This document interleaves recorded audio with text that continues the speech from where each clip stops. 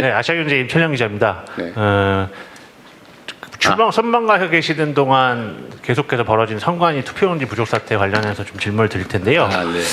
선관위 투표용지 부족 사태에 따라서 잠실 7동 투표소 앞 시위가 2주를 넘겨서 계속 네. 되고 있는데 관련해서 참정권 침해를 바로 잡아야 된다는 게 원래 초기 시위의 어떤 네. 목소리였는데요. 가면 갈수록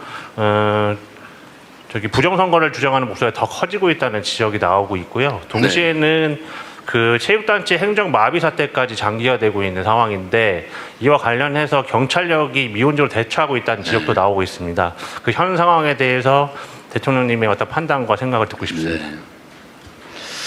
사실 전에도 한번 말씀드렸는데 우리 청년들, 젊은이들이 국민의 참정권 문제에 또는 투표 기회 박탈에 대해서 이렇게 매우 민감한 반응을 보이고 또 행동으로 그걸 지키기 위해서 노력하는 걸 보고 저 사실은 약간 놀라웠습니다.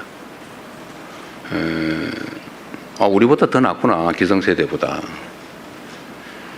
우리는 되게 이해관계 때문에 많이 싸우는데 매우 이기적이고 또 세상의 정의와 공정 질서에 무관심하다고 선입관을 가졌던 청년들이 오히려 우리가 무관심하거나 아니면 관심의 비중이 좀 적다고 판단되는 이 영역에 이와 같이 문제를 제기하고 이제 행동까지 하는 점 보고 우리와는 다른 세대구나 라는 생각을 하게 됐어요.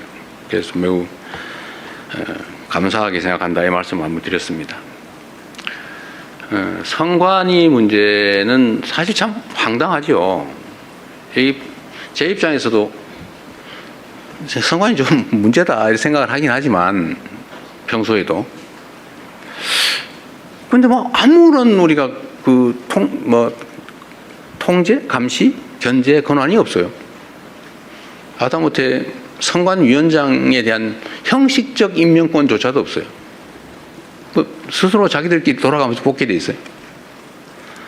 정부에서 3명, 대통령이죠. 대통령이 3명, 대법원에서 3명, 대법원장이 3명, 국회에서 3명. 이렇게 뽑으면 그 9명이 돌아가면서 위원장을 하는데 지금까지 수십 년 관행은 대법원에서 지명하는 3명의 선관위원 중에 대법관을 1명을 포함시키는데 대법원장이 지명한 대법관인 선관위원이 당연히 선관위원장을 맡아왔단 말이에요. 그래서 우리는 그래도 가장 공정한 대법관이 맡아서 가장 공정하게 잘하지 않을까 그런 기대를 했지 않았겠어요? 그런데 결과는 이런 어처구니 없는 일이 벌어진 거죠. 예를 들어 전에 채용 비리 문제도 그렇고 최근에 나오는 좀 얘기하기 좀 그럽니다. 해외 출장 얘기도 그렇고 그다음에 입력을 하는데도 신경 안 써가지고 막 뒤집어서 입력을 하고 더군다나 무슨 투표지가 부족하게 만든다든지 사실 상상할 수 없는 일이잖아요. 투표지야 원래 투표할 사람 숫자만큼 만드는 게 우리 동창회장 뽑을 때도 하는 거 아닌가요?